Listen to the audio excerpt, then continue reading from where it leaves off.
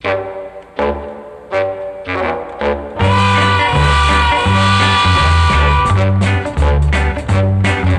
lakas ng aming tawanan tungkol sa aking kasintahan, ako'y kanyang iniwanan dahil sa isang mayaman.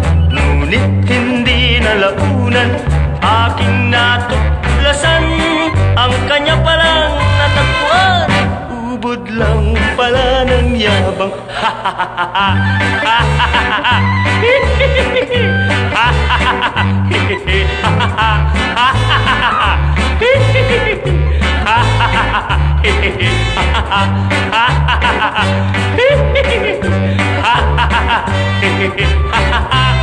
Pagtaway di mapigilan sa labis kong katuwaan. Karon akong nahibawan, ikan sa iyang kauban. Labihan ko nun iyang pagpasol, sa dako niyang kasaypanan. Karon kuno siya may tuyo, nga mubalik siya kanako. Panbisan pa ko, gludhan ako lang siyang katawan.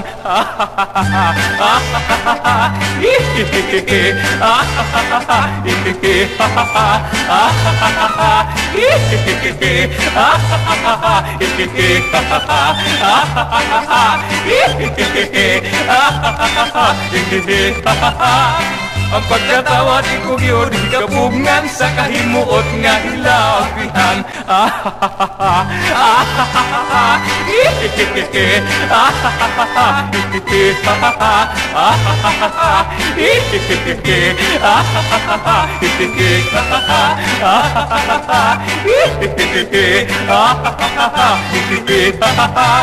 Ang pagkatawa di ko yun, kabungan sa kahimuot nga hilapihan. Ay,